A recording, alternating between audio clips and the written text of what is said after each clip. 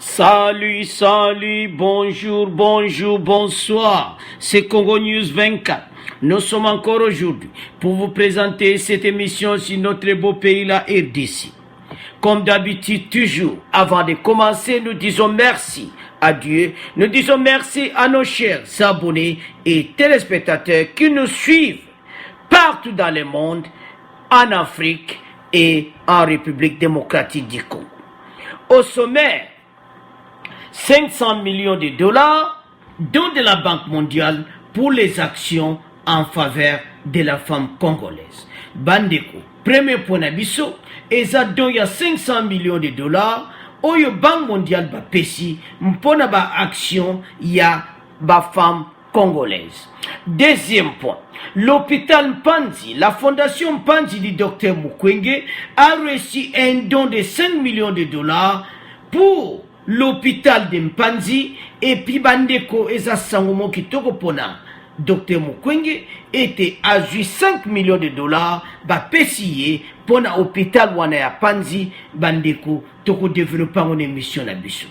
Troisième point, la SADC, 39e sommet, Oya SADC bandeko, le président de la République avait donné un message bandeko na SADC, Oyo ezoloba mingi pona est ya RDC, pona sécurité à RDC à l'est, et puis toko clôturer mission na biso sur le gouvernement de Ilunga. Qu'est-ce qui se passe? Ndenge ba corriger ba kombo wana, alors yango kozala point suka le gouvernement de Ilunga et la correction de la liste bandeko. Bongo to ko clôturer wana ezala point d'appuyer suka. Alors commençons avec le premier point. 500 millions de dollars dont de la Banque mondiale pour les actions en faveur de la femme congolaise. Alors bandeko to comme le premier point na biso, don de la Banque mondiale, 500 millions de dollars pour les actions de la femme congolaise. Bandeko, la Banque mondiale va financer à la hauteur de 500 millions en 5 ans les actions en faveur de la femme congolaise. Christophe Carré, le directeur de la Banque mondiale, a déclaré à Bukavu un financement de 500 millions de dollars pour les actions qui entrent dans le cadre de l'autonomisation de la femme congolaise pour une période de 5 ans.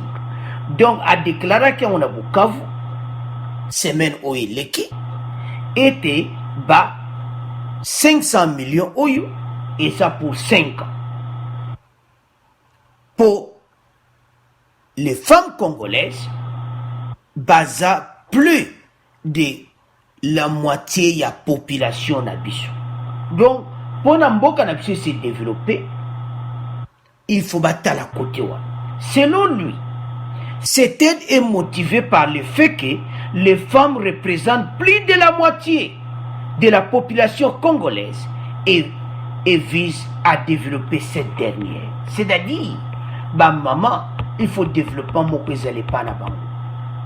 Autonomisation ezala. Ba koma autonome. Bazala sima bana na bango. Sur l'autonomisation des femmes, on pourrait envisager d'investir 500 millions de dollars dans les 5 prochaines années.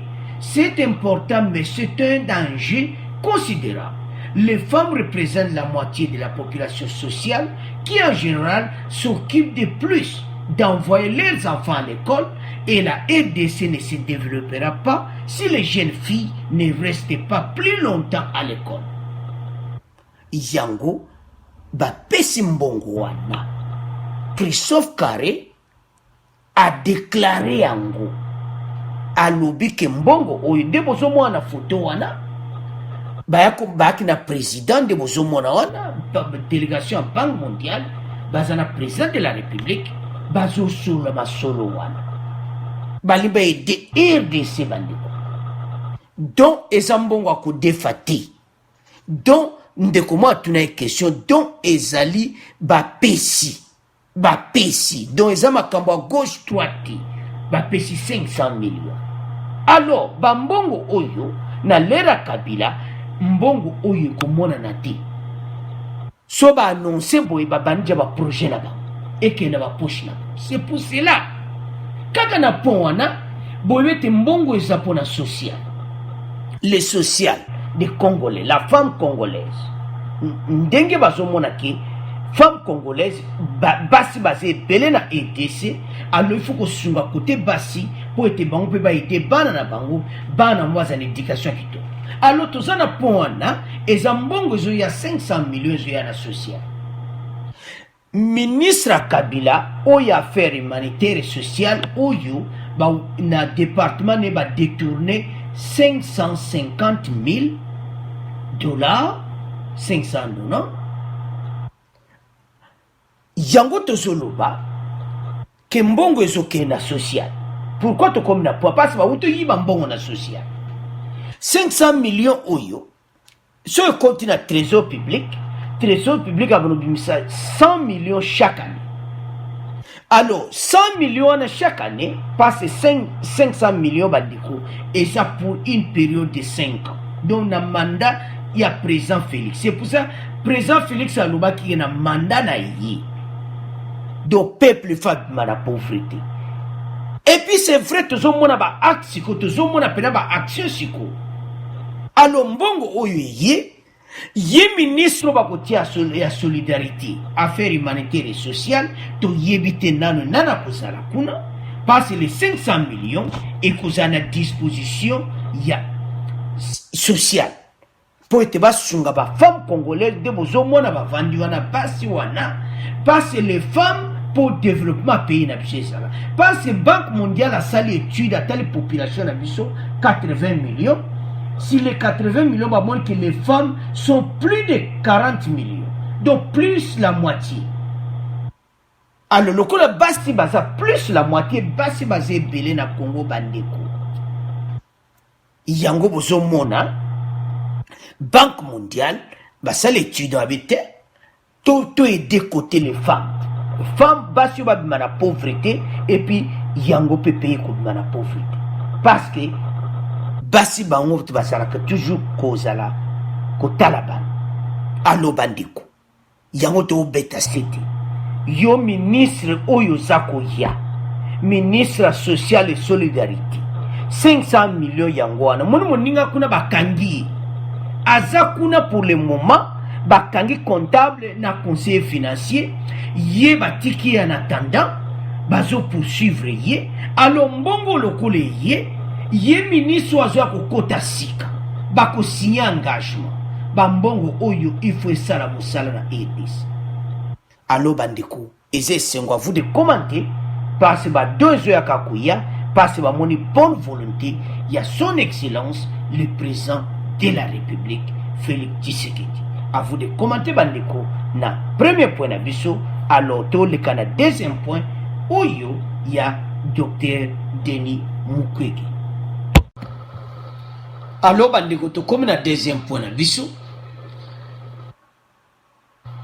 o bozo mona Dr Mukwege a yep ajudo bayako mona ye bandeko après un tête-à-tête avec le docteur Mukwege Christophe Carré Oya Banque mondiale a affirmé la volonté d'appuyer l'hôpital de la fondation Panzi avec 5 millions de dollars pour les 2 prochaines années.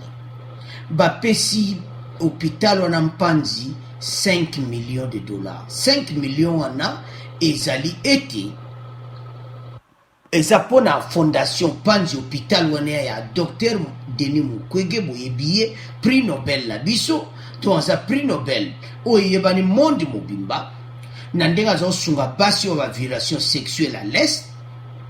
Alors mbongo wana bapesi pona nini bolanda bande 5 millions bapesi bakutana kina yena hôpital bamoni pe misala ya zo sala bamonite non il faut soutenir docteur Mukwege 5 millions Banque mondiale bapesi pona nini bolanda bande c'est pour construire pour une capacité de 125 lits l'hôpital Panzi accueille plus de 300 malades, donc construit pour une capacité de 125 lits. C'est-à-dire, l'hôpital Wanazagi construit pour 125 mètres.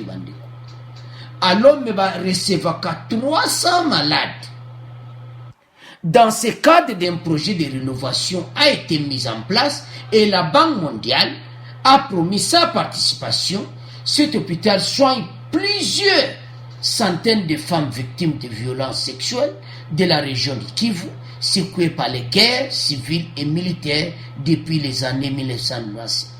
Donc, l'hôpital on est pour 125 lits. Alors, Yemoko directeur de la Banque mondiale Christophe Carré, tant que comme un hôpital Mpanzi, a moni que non, bazo recevoir 300 malades. Alors, il faut bakisa yango ba ajouter yango ba pesi ba mbongo wana parce que bakisa ba nombre de lits ba réfectionner hôpital Mpanzi et comme hôpital Mokitoko pour traiter ba femme oyo bazwaki baku o bazali na ba problème oyo ba violaki bango bandeko yango bozomona telemi wana eze sengo mi pona docteur Mukwege pona kozwa don wana ya 5 millions de dollars et puis ça pour 2 ans bah PCA c'est à Neuilly kozala donc la moitié et puis l'année prochaine donc pour 2 ans 5 millions de dollars alors yango et que des docteur Mukwege pour aider asala musala kitoko azosala na RDC kosunga vraiment mama na biso oyo bazaki violé allo bandeko eza musala mo kitoko allo bandeko à vous de commenter pour na docteur Mukwege bandeko azui 5 millions pour na hôpital wana Mpanzi bozomona wana ete ba réfectionner yango ba baksa nombre de lits et comme hôpital mo kitoko pour na musala oyo docteur Denis Mukwege azakosala à vous de commenter bandeko to komoleka na 3e point na biso oyo ya sommet ya SADC. Alors bandeko to komi na 3e point na biso oyo ya SADC présent à participer na sommet ya SADC na Tanzanie bandeko. Alors kuna présent vraiment à beta qui c'était makamba est. Makamba est et comme priorité par présenter la République.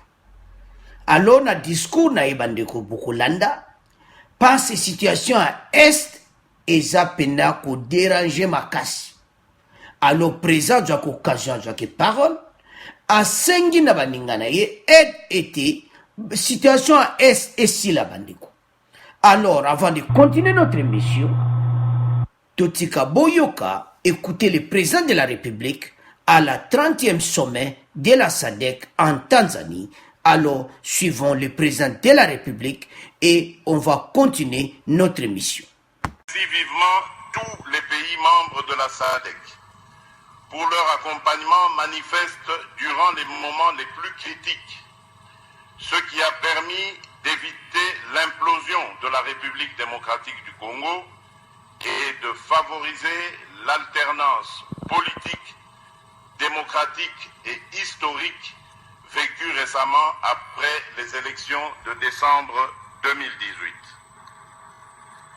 Mesdames et messieurs, je prends l'engagement solennel de n'épargner aucun effort pour que mon pays, la République démocratique du Congo, avec votre accompagnement, recouvre rapidement dans sa partie Est la paix et la stabilité pour lui permettre de contribuer efficacement au processus d'intégration sous-régionale.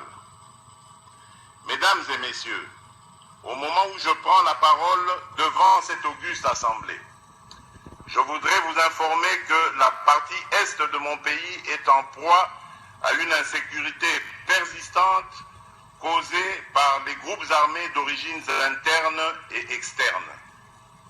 Le plus redoutable de ces mouvements armés est celui des ADF-MTN, dont le modus operandi consiste à commettre des actes terroristes conformes à leur appartenance à Daesh, ce qui constitue une menace tant pour la République démocratique du Congo que pour toute la sous-région.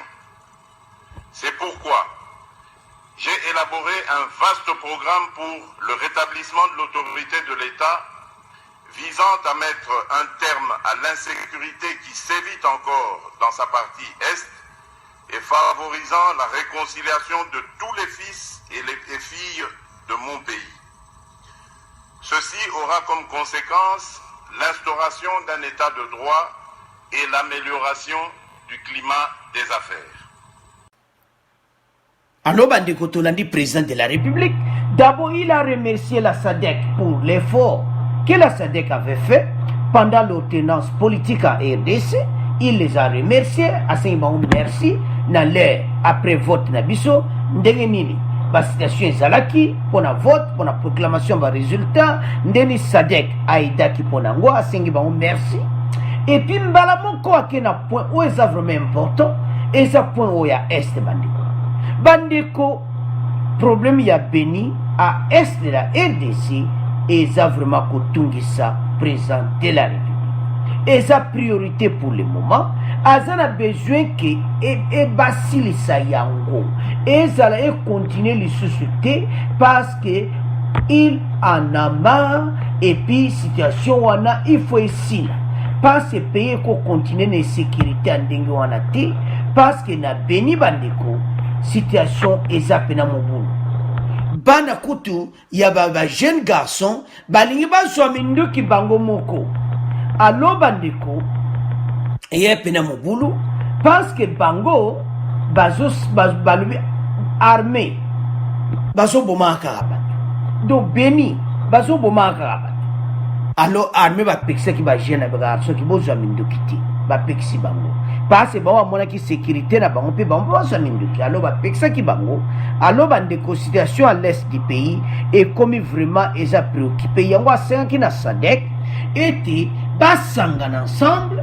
alo ba combattre ba groupe wana nyonso ADF o bazana est pays na biso pona kosilisa pasi ezana est Bandeko na bazana pasi alo mboka na biso ko se développer te soki problème ya est wana esilite yango présent telemelango makasi pasi ezotungisa ye ete Bandeko ya est bazwa kimia yango ba situation oyo il faut esila Bandeko na est pays il faut kimia kota kimia vraiment kota yango bozomona ba situation neti au ministre yiba mbongo pona est du pays ministre on a pena il faut ba pese grand punition parce que soki pena mbongo wana et monaniti na ye ministre faut azala corrompu parce que telle ba situation des ana est telle patine ba so souffrir Bandeko alors toti kamno Bandeko pour vous commenter yango te président na sommet wana bino mo bolandi alobi te citation à est donc ça vraiment kutungisa alors bah il y a un besoin que adune décision était vraiment qui m'est côté na est parce que koko za te bise côté de OCP là baninga na est va ça souffrir alors kuna il faut qui m'est côté yango sengi na ba membre ni sa SADC basa l'ensemble simanaye pona kosilisa ba groupe armé wana nyoso est et puis tous un espoir était présent ko réussir était kimia et côté na est à vous de commenter Bandeko pour la situation à SADC tous les kana pour la suka secret dévoilé Bandeko la liste des ministres le gouvernement de Ilunga secret dévoilé na IDPS Bandeko pe citation ozo le kana FCC tous les kana pour la suka Bandeko alors Bandeko to comme na pour le nouveau gouvernement la liste est rejetée et zongina FCC pe na cash. Alors Bandeko secret dévoilé. Pourquoi ça secret dévoilé? Alors Bandeko secrétaire général à IDPS Augustin Kabouya alors a dévoilé secret Bandeko. Abombi na yete mwana mboka abimisi yango. Ete IDPS bakozwa 15 postes et puis INC ya Vital Kamerhe bakozwa 8 postes. Secret dévoilé Bandeko. Si les 23 postes ministériels réservés au cash, l'IDPS bénéficiera de 15 postes au total, tandis que l'Union pour la nation congolaise de Vital Kamerhe aura 8 postes. Alors, la répartition de l'IDPS. Bandeko babombité, c'est comme ça. Babombité bandeko président Félix. Donc IDPS babimisi ba poste na bango bandeko. Bolanda bala. Donc yemo ko fa pese exemple.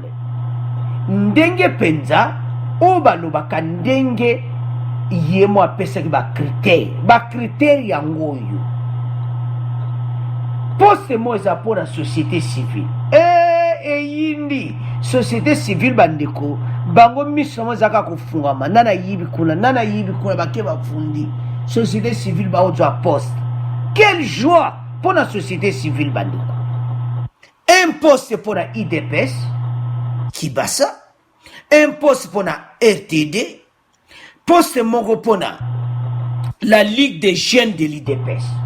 Donc la Ligue des jeunes bazo joie poste moko bandeko.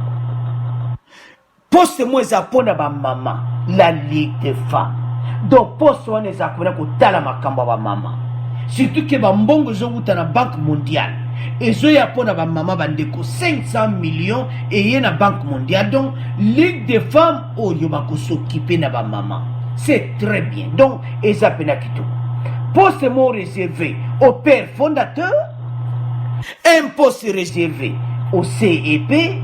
3 postes réservés à l'exécutif du parti, 3 postes exécutifs à IDPS, toba membre exécutif à IDPS, 3 postes penza yangoana, poste ministériel. Quelle joie na IDPS.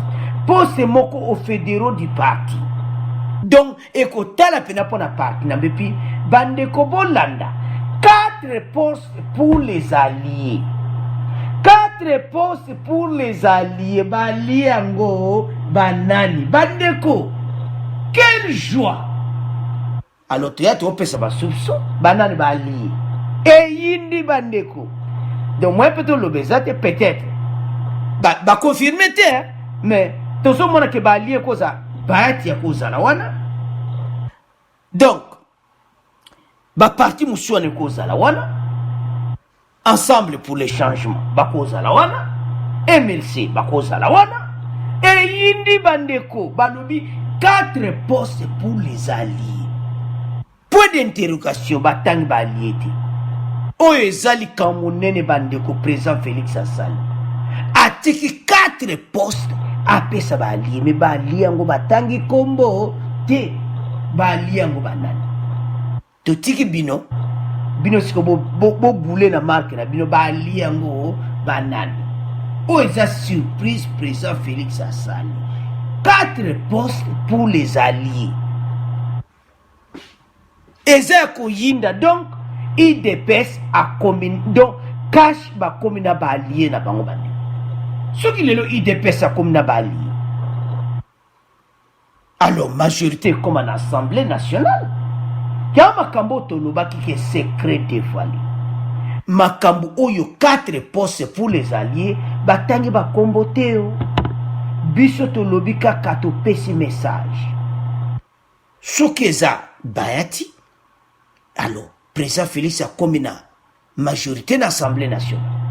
FCC a le balchou. Donc, cash va comme une majorité.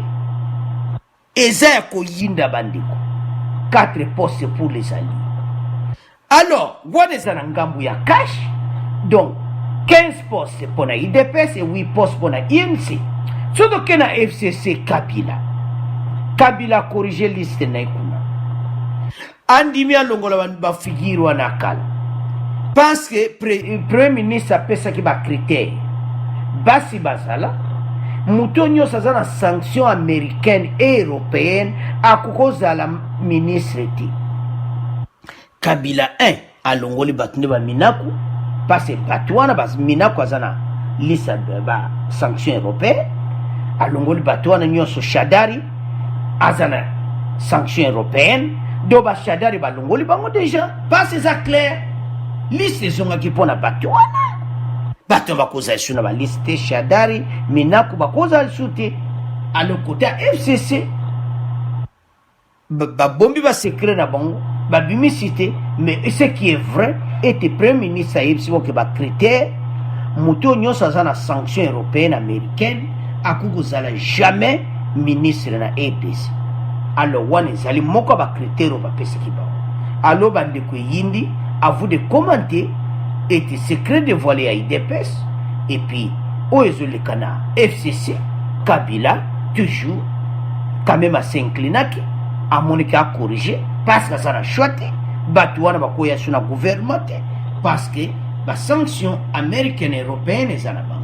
Alors bandeko à vous de commenter bandeko bo s'abonner massivement bandeko alors tout comme les canaux résumé na biso pour nous clôturer mission. Alors résumé na biso bandeko.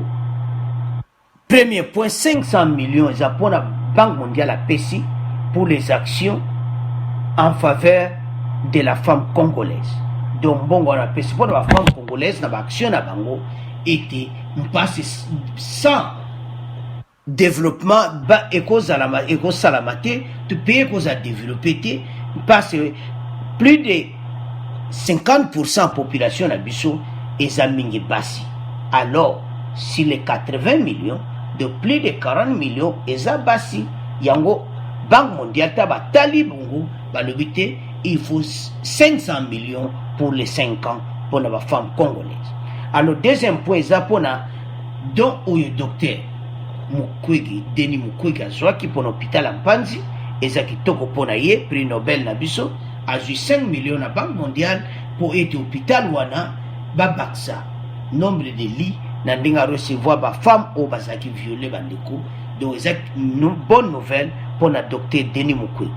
Troisième point pour la SADC, présence a déterminé na discours na SADC était est pays na est pays faut kimé kota. Alors la 5 aide na baninga SADC était situation en vraiment na est ici là. Alors point d'observation secret dévoilé Kabuya alors abimisi secret bandeko na bimisi liste nyonso tangeli bino na vous de commenter pour na IDPS parce ba pesi 4 postes pour na bali yango banani tutika ngona bino bandiko et puis na FCC Kabila toujours la dictature mais à s'incliner était à corriger liste na ye parce que bateau bazan sanction américaine européenne ba cause la ministre. Alors bango ba yebete ba ministre anta bazako ya bambongo zo ebele na RDC moninga kuna basi bakangie soko meki bakangi bino boko signer acte d'engagement wana eza message alors bandeko bo s'abonner massivement. Au revoir, à la prochaine.